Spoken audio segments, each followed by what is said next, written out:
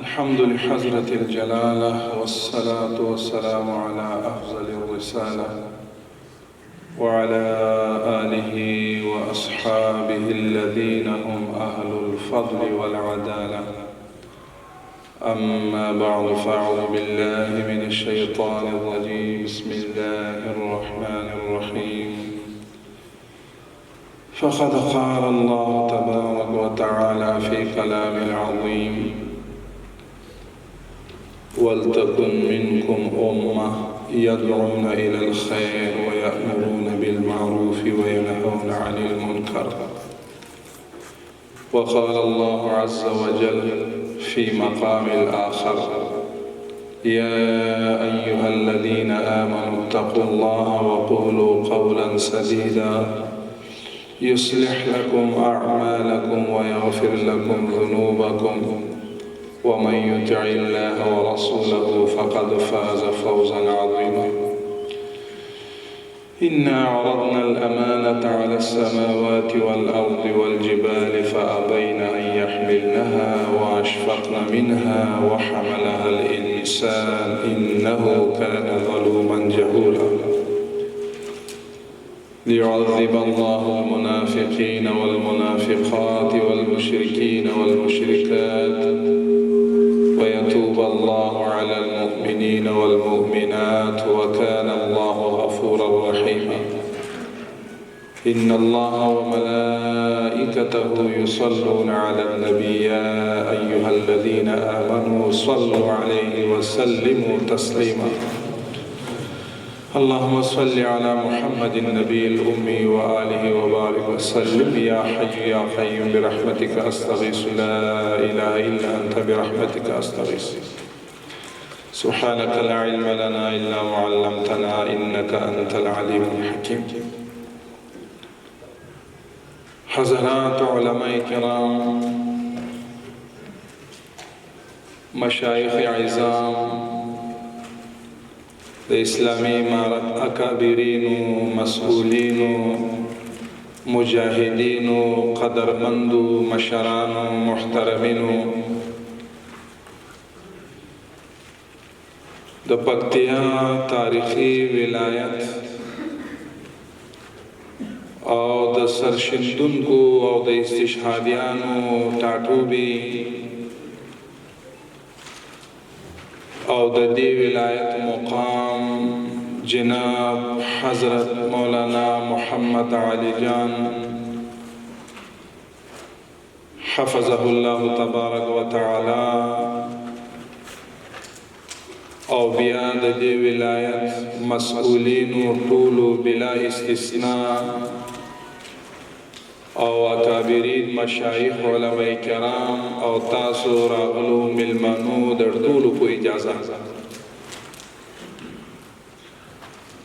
اول خو انتهایی ستاسې منندویو چې په دې سخت حالاتو کې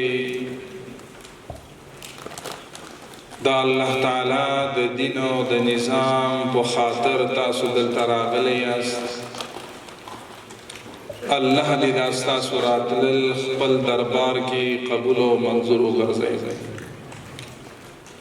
او پروردگار عالم دغه اجتماع چې د دې پکتیا ولایت تاسو ټول خلاصه یاست، نچونیه اکابرین یاست، متنفذین، مخور، علماء کرام، مشایخ او مسئولین، الله دې دغه غونډه مثمر او منتج وګرځوي. قدرمندو، منګ او تاسې په دې فتنه دور کې،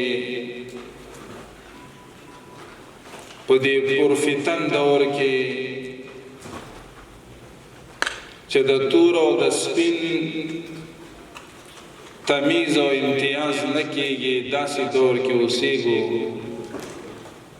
الله دې منګ او تاسې نارضا شي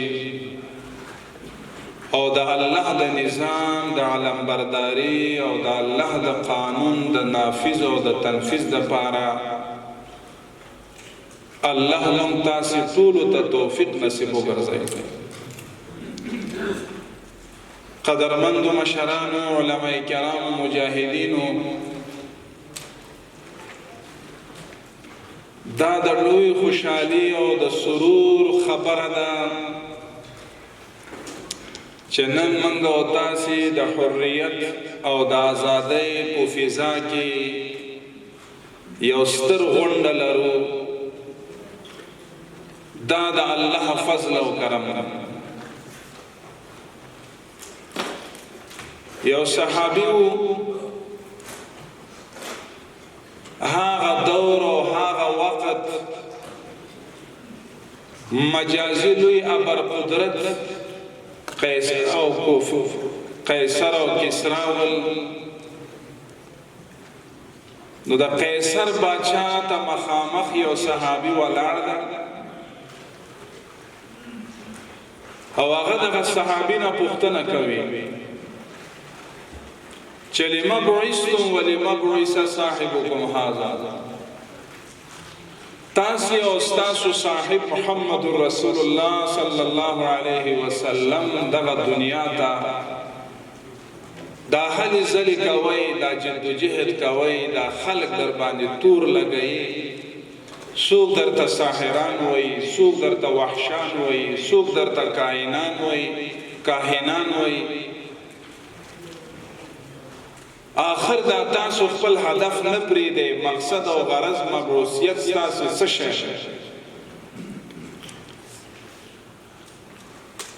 ورونو دغه صحابي چې د نبی کریم علیه السلام شاګرد او نبی علیه السلام صحبت نصیب هغه په جرأت سره ورته جواب ورکوي ان الله حسن ان اخرج العباد من عبادة العباد الى عبادة رب العباد. دا محمد رسول الله صلی الله علیه وسلم او د صحابه کرامو جدوجهد کوشش د تکالیف او مشقتونو برداشت واحد یو مقصد ده چې د الله بندگان د بندگی نه وباسو، الله بندگی ته تیار. دا د نبی کریم علیه السلام هدف او دا د صحابه کرامو مقصد. قدرمندو اکابرینو مشران، په دې شلو کالو کې افغانستان غیور ملت چې 45 ملکونه او امریکا او جمع ناتو دغه بربریت او ظلم خلاف جهاد او سنگر په سنگر، شانه په شانه او د پوګه که استشهادیت ته ضرورت نو فدایي وکړه، که د محابسو تطلو ته ضرورت و نزغمل نو محابسو ته لاړه، زنځیرونه یې مات کړل، اتکړې خلاص شولې. د کونډو د روندو تعداد دونه زیات حسابولی نشو، د یتیمانانو یسیرانو تعداد بلا نهایت ته ورسېد. خو افغان ملت او هیوادوال او اسلامی امارت خپل هدف نه وانه استقامت سره او خپل هدف ته ورسېد. او الله فرمایي یا ایها الذین آمنوا اصبروا وصابروا ورابطوا واتقوا الله لعلکم تفلحون. ایماندارو تاسو په ایمان دعوا لرئ، دا الله د دین په مقابله کې ډېر لوی لوی ګړنګونه به راځي او خلک به در پورې سپک او سپورې خبرې کوي او داسې القاب باندې به ملقب کی چې هغه په ټولنه کې سبب د نفرت وي. خو تاسو استقامت نه کار واله الله وایي اصبروا استقیموا. او بل ځای الله فرمایي فاستقم کما امرت. نبی علیہ السلام فرمایي شیبتنی سوره هود واخواتها. سوره هود ز سپینګر کړه زکه استقامت ال تذکرہ شوه. نړیوالو کوشش کوو چې د اسلامي امارت او د افغان ملت په مابین درس پیدا کړي، اختلافات ته لمن کوي. قدرمندو افغان ملت په پیړو مسلمانانو د صحابه کرامو قدمونه زمونږ او ستاسو مقدس هیواد باندې لګیدل. د صحابه کرامو په لاسونو باندې زمونږ او ستاسو آبا او اجداد مسلمانان شول. د عبدالرحمن ابن سمره رضی الله تعالی عنہ په لاس باندې کابل فتح شو. او دا واحد داسې قوم من حیث القوم ده چې یو ځل مسلمانان شوه بیا مرتدان شوه نه ده من حیث القوم. د افغان ملت په وینو کې غیرت او ایمان تقوا نو د الله په نصرت ابر قدرت ته شکست ورکړ. او هدف دوه، یو اشغال خاتمه او دویم اسلامی نظام قیام. د یتیمانانو په دعاګانو،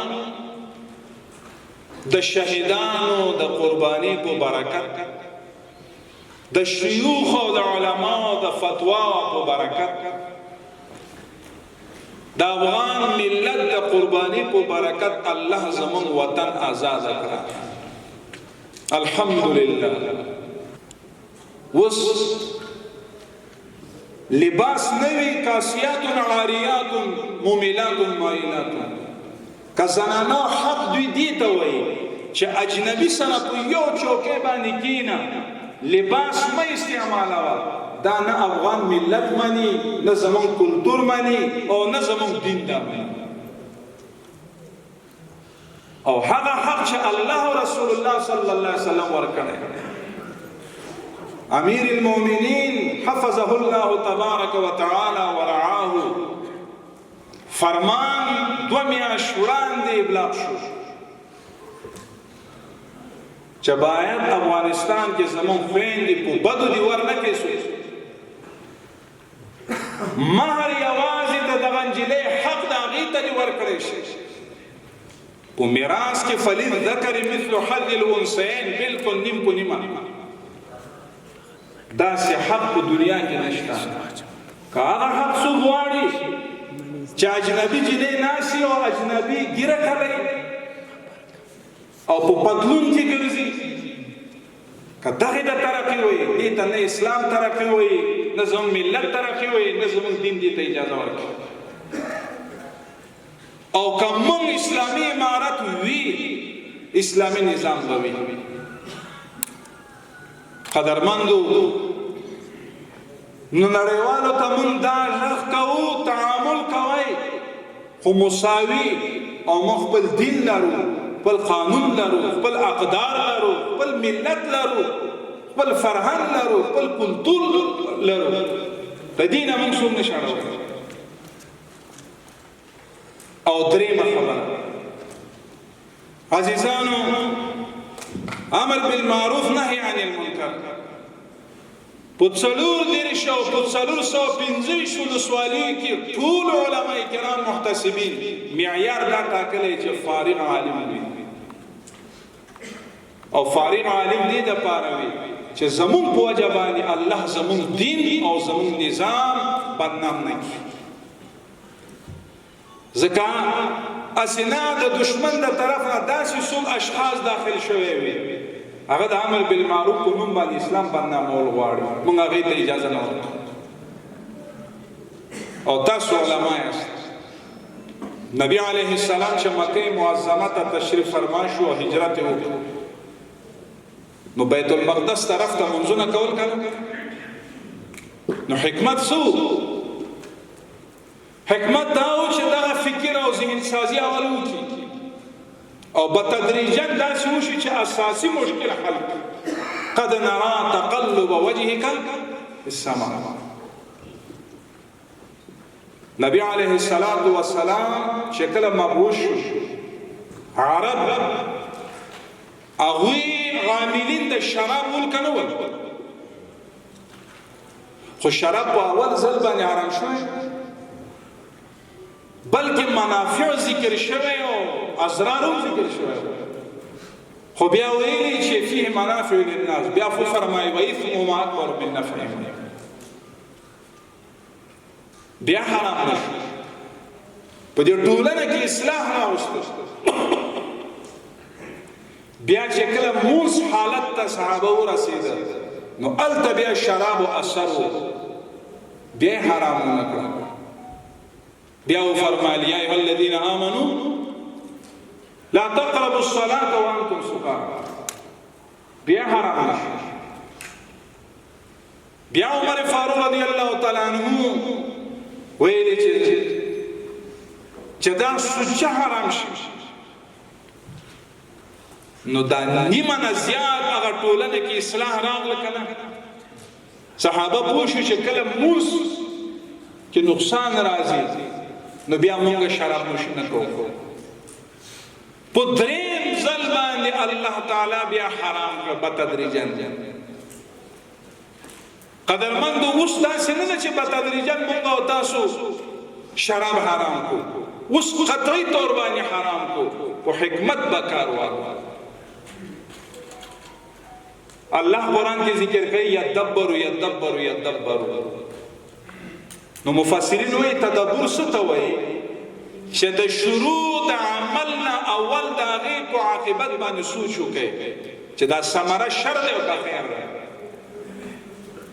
که ته یو عمل شروع کوي ثمره بیا شر مرتب کېږي نو موقتي تعطیل وکړه او اصلاح وکړه، بیا اقدام وکړه. نو دین موږ ته دا درس راکړی. نو الحمدلله رب العالمین په دې موږ پوهیږو چې په دې ټولنه کې اصلاح څنګه راځي. موږ د دغه ټولنه داسې اصلاح کوو که سبا دغه مجاهدین وي او که نه وي، زمونږ او ستاسې د دین نمایندګي هم دغه مشران به کوي، زمونږ او ستاسې دا ملت به کوي. او مقدمه ابن خلدون لیکلی رحمه الله، تاسو معلوم ده لوی مورخ او مفسر تیر شوی، وایي کوم قوم چې غلامي تیر کړی وي هغه د دین کار نشي کولی او جهاد هم نشي کولی، او کوم قوم غلامي تیر کړی نه وي هغه به د باطل مقابله همیشه وکړي. هغه مثال ذکر کوي د بني اسرائیلو. موسی علیه السلام لاړ د فرعون د غلامي نه بني اسرائیل راوویستل، بحر قلزم ته پورې ووته، نجات یې ورکړ، خو هلته غلامي ذهنیت بیا هم ویلې چې موږ دپاره یو معبود پیدا کړه جعلي، او بیا د غیر الله عبادت باندې بیا مصروف شول که نه؟ د خصي عبادت کو کنه کول. بیا موسی علیہ السلام ویلی چې عمالقه او جبابره سره جهاد وکړو، بیا ورته ویلی فذهب انت وربك فقاتلا انها هنا قاعدون. خو الله په دې صحرا کې دوی دقسې قلابند پاتې کړل او نوی کل پیدا شو. یوشع علیہ السلام د هغوی ذهن سازي وکړه او چې کله آواز وکړ ټول په یو آواز بلند شو، نو بیا عمالقه سره جنگ وکړو، جبابره سره هغه الله فتح ورکړه که نه؟ او بیا حضرت یوشع علیہ السلام فرمایي چې دا غروب ته نږدې و د لمر، او موسی الله ته وایي چې یا الله زه مکلف یم چې دا فتح کړم، لمر مکلف دی چې غروب شي، الله وایي چې دا به تا ته به ولاړې ته جهاد جاري وساتې. نو د افغانانو زمونږ د ملت په زړونو کې غیرت او ازادي و، نو ځکه یې د د دشمنانو او د امریکایانو مقابل جهاد وکړه او وطن آزاد شو. او دا نوی چې کوم نسل د دې هم انسازي او فکر مفکوره به امر بالمعروف نهی عن المنکر کوشش دا وکړي چې د دې فکر او انسازي وکړي ان شاء الله تعالی دا به په تقوا او په ایمان باندې بارنګ شي. زه به تاسو ته یو بیلګه مثال درته وایم. تاسو دلته د خوست امر بالمعروف رئیس دلته تشریف لري وی 15 قسمه منکرات کیده خدا من ته پته ونه لګیږي چې دا منکرات څنګه د دې مخنیوي وشو. دا د الله فضل او د ملت همکاري وو. اوس 15 منکراتو کې په اخترونو کې په دې اختر کې یو منکر نه ده شوی. دا د الله فضل ده کنه. قدرمندو نن مطبوعاتو کې چې کوم اوناس خويندې زمون هغوی نتاقي کوي، هغوی په حجاب او په پرده کوي. دا د چا تصور هم نو. په سیاحت ځایونو کې بې پردګي او خلطیت نن هلته حجاب او اسلام مراعات ده. دا د امر بالمعروف کوشش او د ملت همکاري وو. هغه تالارونو کې چې منکرات تر سره کېده نن هلته د سنت مطابق خوشحالیانې او عروسیانې کېږي او پاتې شو دا نور به هم ان شاء الله سره مو وعده ده او دا زموږ مکلفیت ده. نور منکراتو به هم موږ مخنیوي کوو تر هغه وخته پورې نه کینو چې صل هر اعمال انفرادي او اجتماعي د قرآن او د سنتو مطابق وي ان شاء الله. نو په دې کې همکاري د چاوي الحاج محمد علي جان مولوی صاحب ډیر مونږه په خوانه یو بل سره تعلق لرو. د جهاد وخت لوګر کې د جهاد وخت والی و. د دې یو صفت دا ده چې هغه وخت مونږ دعوت ارشاد کمیسیون کې وو نو دی به حیث مسئول التوالی و نو ښه همکاري کړی امر بالمعروف سره او نظامی کمیسیون کې چې کوم دلته اوس مخلص صاحب موجود دی دوی همکاري کوله. اوس هم مونږه دا توقع لرو چې والی د ولایت امیر المؤمنین حیثیت لري نو قوماندان امنیه د هر حوزه زمون محتسبینو سره همکاري وکړي ځکه دوی اجرایي قوه ده. استخبارات ملګري ور سره همکاري وکړي نو منکرات مخنیوي کیږي. امر بالمعروف یو سپین درشي لري بس چپن لري یو سپین عالم له ګرځي نه اسلحه شته نه څه شته دغه لیکن د منکراتو د مخنیوي په باره کې دا صلاحیت امر بالمعروف ته مشرتابه ورکړه چې د کوم شخص په اوږه باندې لاس کېښود چې دا جرم مجرم ده نو د ولایت مقام باید اقدام وکړي بیا اجرایي قوه دوی بیا به منکراتو مخنیوي کېږي. قدرمندو مجاهدینو ته موږ وایو هغه پولي اردو کې چې څوک پاتې کېږي پولي وا کې پاتې کېږي مونږ کوشش کوو دغه ملت به سمیږي. زمونږ د عقیده ده ان شاء الله تعالی 3 کاله وشو دا 3 کال ده د امیر المؤمنین حفظه الله تبارک وتعالی د طرفنا فرامین ابلاغ شوی او مجاهدینو د پاره چې تاسو څنی هغه شرعي څنی پرې د معیار ثلاثه لمه او جمعه او افراح. ای مجاهدینو قدرمندو ولی عملونه کتر اوسه پوری ولی عمل نکو. اوس هغه مجاهدین چې هغوی مطیعین ده مسئولین یې استاسو نو چې تر څو پورې زموږ مسئولینو کې تزکیه او اطاعت راغلی نه وي دا بیا په رعیت باندې اثر نه کوي. په رعیت اثر نه کوي لکه امام چې څنګه اثر په مقتدیانو لري نو امیر هم اثر مسئول اثر لري رعیت. عمر ابن عبدالعزیز رحمه الله په وخت کې لیوان او دا ګډان دا رامي یو ځای سره دي ولی عدل و انصاف. قرآن کې الله فرمایي ان الله یامر بالعدل والاحسان. او مفسرین وایي تاسو زمون اکابرین یاست. عدل څه ته وایي؟ احسان څه ته وایي؟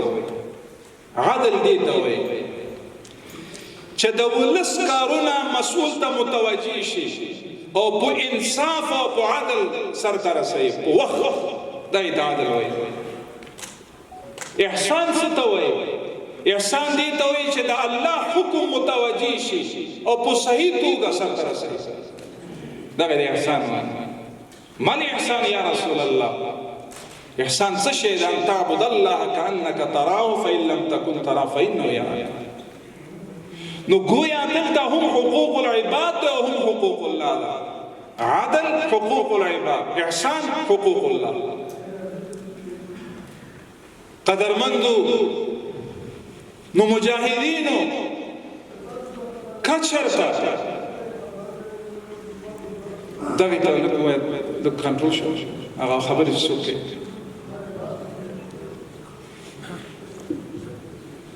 قدرمندو نو مونږ تاسو نه ډیر زیات بخنه غواړو. ما خیال تاسو تکلیف کې خو لیکن دغه حالات ډیر کم وخت کې راځي. بعضو دنیاوالو سوچ دا ده چې کوم فرامین د امر بالمعروف د لارې ابلاغ کیږي دا امر بالمعروف من عند نفسي د خپل د طرف نه ابلاغ دی. خو لیکن نړیوالو ته زمون اسلامی امارت هغه پالیسی نه دوی نه ده خبر. اسلامی امارت مثال داسې ده لکه دا تعمیر بنیاد اساس نواله تر سره پورې دا په اطاعت باندې ده. هر فرمان چې ابلاغ شوی اول کابینه بیا رئیس الوزراء داغینا بعد بیا امیر المؤمنین حفظه الله بیا داغینا طرف نه کمیسیونونه تشکیل شوی هغوی په دغه فرمانونو باندې کار کوي. بیا هغه کار نهایی شي هغه فرمان بیا امیر المؤمنین حفظه الله ته استول کیږي دا هغه د طرف نه بیا منظوری راځي او بیا تطبیق ته تیاریږي. دا سینه د قدرمندو چې دلته لکه سابقه چې ملک په خپل سر باندې شهر ناپرسان وي په هر حوزه کې د هر چا خپل حکومت وي. نه ایرونو چې کله دا ملت په اطاعت باندې مکلف ته اے مجاهدینو موږ تاسو په اطاعت مکلف نه یو. استشهادی خپل ګلاله وجود نه تیریږي د الله د دین لپاره او موږ خپل څونه نشو تیریږي. هغه فرامین چې د امیر المؤمنین حفظه الله د طرف نه ابلاغ شوی وي نو هغه باندې عمل کول واجب ده کنه نه؟ ځکه د امیر حکم د مستحبات او مباح په باب کې واجب وي چې هغه د اسلام او د دین او قرآن سره مطابق وي. نو لہذا اوس خو وزارت داخله د طرف نه غالبا داسې ده چې د چا سړی د سنتو برابر نه وي د هغې بایومیټریک او د هغې بیا نه کېږي هغه به بیا به مسؤول نه وي او دا زموږ مسؤلیت دی. والله العظیم که نن هم مرګ راشي او که موږ په دې فرامینو عمل ونه کړو قیامت په ورځ الله ته موږ نافرمان بیا پاسو. الله دې د دین وساتي. من اطاع الامیر فقد اطاعني ومن اطاعني فقد اطاع الله ومن عصى الامیر فقد عصاني ومن عصاني فقد عصى الله كما قال عليه السلام. صحابه کرامو دا دین مونږ ته راورسو هغوی کې اطاعت موجود و. لہذا مونږ ملت ته کوشش کوو کمې تقصیرات به پکې وي مونږ انشاءالله کوشش کوو چې د الله د دین سره برابر وي ټول اعمال انفرادي او اجتماعي. خو مونږ او تاسو دا کوشش کوو چې خپل صفونه په پاک ساتو انډیوالیزم ختم او هغه مجاهد چې پرون تڼاکې وي خپې ولې هغه بې سرنوشت به ګرځي نه اسلامي امارت وایي همدغه مجاهد چې چا قرباني ورکړې السابقون السابقون الاولون اولئک هم المقربون نو لہذا زمونږ دغه علماء کرام محتسبین چې تاسو ته معلومیږي مونږ ملت باندې هم دا غږ کوو چې همکاري راسره وکړئ او مونږ خپل مسؤلینو ته هم دا وایو چې امر بالمعروف علماو سره همکاري ورسره وکړئ ځکه کیدای شي نن دغه والي صاحب دا خو زمونږ ستاسو مشترک نظام ده سبا به امر بالمعروف وزیر به هم دی وي سبا به دغه ولایت ته به هم دغه چې کوم وزیر رئیس د امر بالمعروف دا ولایت ته به بیا راځي دا خو اسلامي امارت یو کور ده تو لہذا دویم بخش دا ده که تاسو د امر بالمعروف په باره کې یا د نور ارګانونو په باره کې ګیله او شکوا لرئ خدای مکړه چېرته حق تلفي شوی وي غیر اختیاري نو سمع شکایات او د شکایتونو اورېدلو چې کوم بخش د هغه مو پورې مربوط ده او نمبرونه لرو په هر ولایت کې یو مدیر عمومي مدیریت لرو نو تاسو هغې ته رجوع کولی شئ او بیا زمونږ مسؤلیت دنده دا ده که دغه موضوع قمندان امنیه پورې مربوط وي امر بالمعروف رئیس په شمول د سمع شکایتو مدیر دا قمندان امنیه صاحب سره یو ځای کینی هغه مشکل رفع کوي که استخباراتو پورې مربوط وي استخباراتو ته غږ کوي او که ولایت مقام پورې مربوط وي بیا نشي بیا والي صاحب سره کینی نږدې نه دغه مشکلات هغې ته وایي او دا بیا تدارک دپاره اقدام کوي بیا الله دې نه کې لا ينحل پاتې وي بیا مونږ ته وایي او مونږ بیا ورګان مرجع تر امیر المؤمنین پورې رسوو ځکه د شکایتو اورېدلو نه وي مجازات مکافات نه وي هغه نظام بیا نه چلېږي نو لهذا چې تاسو خبر یاست او بیا د دې سمع شکایاتو نه هېڅوک مستثنا نه ده څوک نه دي مستثنا نه وزارتونه مستثنا ده او نه محاکم مستثنا ده او نه نور نظامی ملګري مستثنا ده که هر چاته ولس لاس ونیسي چې د ما سره ظلم کړی نو سمع شکایت دا حق لري چې هغې ته ووایي چې دا حل که حل نه کوي نو بیا مرجع ته هغه راپور رسوي شکایت نه به څوک مستثنا مونږ تاسو یو نه یو مستثنا ټول د الله بندګان یو نو الله دې ستاسو راتلل خپل دربار کې قبول او منظور وګرځوي نو زمونږ دلته راتلل مقصد دا و چې دعوت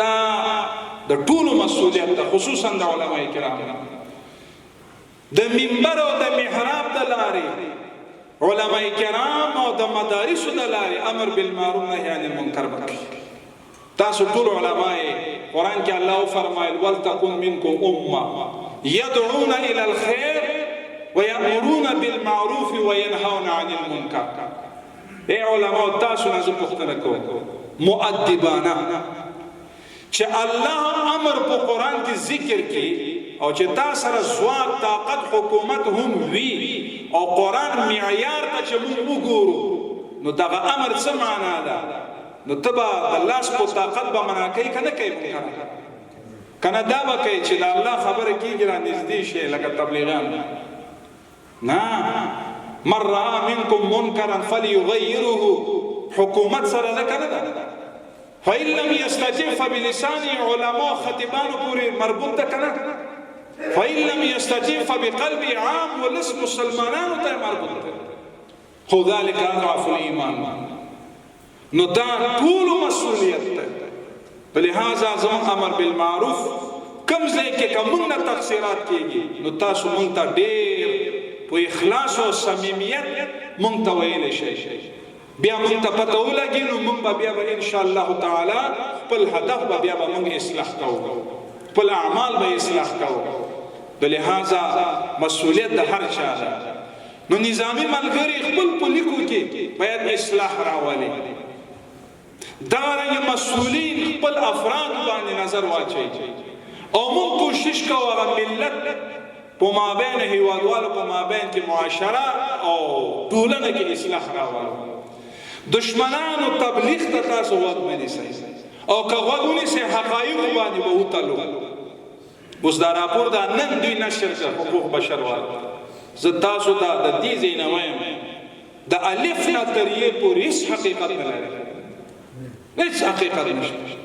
دا خو محدودیت، دوی محدودیت هغه ته وایي. تېره ورځ به اسرائیلو هغه کوچنۍ ماشومانو باندې بمونه وغورځول، د مکتب ماشومانو. نو چا په هغې عکس العمل وښود؟ هغه اروپا ملکونو کې په حجاب باندې بندیز لګېدلی چې حجاب مه کوئ، نو چا محدودیت وویل؟ مملکت زما، ملت زما، هیواد زما، دین زما، او زه د الله تعالی نظام پیاده کول غواړي اسلامي امارت، نو دا محدودیت نه ده. او انشاءالله زمونږ خویندې او میندې زمونږ وروڼه هم دا غواړي چې ټولنه اصلاح شي، او کوشش به دا کوو انشاءالله تعالی چې آینده بیا راځو دلته نو داسې به اصلاح شوی وي چې هغه به بیا به تاسو به نه وایئ چې دلته کې دغه یو مشکل پاتې ده. او داسې یو وخت و چې موږ ډنډې پټن کې وو، الله هغه فتح کړه. نو ما هلته ویلي چې الله به فتح کړي، شارینو نو بیا هغه الله فتح کړه. داسې وخت و چې کوم ولسوالي ته به ورسېدو الله هغه به فتح کوله. نو بیا به خپل مجاهدینو ته ویلي چې داسې وخت راشي چې ګردیز کې به موږ تاسو به مجلس شي. نو موږ بیا چې ظلمت ته واوړېدو او بیا لاړو نکا او ګیان ته ورسېدو، الله دا ټولې فتح کړې. نن موږ او تاسو د حریت په فضا کې ناست یو. دا د الله فضل ده. لئن شکرتم لازیدنکم ولئن کفرتم ان عذابی لشدید. نو چې کومه معنا خبره شوې وي، هغه بیادبي شوې وي، هغه غیر اختیاري شوې وي، نو تاسو نه بیا بخښنه غواړو. او که موږ نه بیادبي شوې وي، الله تعالی دې ستاسو په وجه زموږ اعمالو اصلاح کړي او پروردگار عالم زمونږ او ستاسې دا ناسته مثمر او منتج وګرځوي، او الله تعالی د اسلامي نظام دغسې قایم او دایم وساتي، او د دې اغیارو د مکر نه او د هغوی د بد پالیسي نه او د شر او فساد نه الله زموږ افغانستان محفوظ وساتي. واخر دعوانا الحمد لله رب العالمین.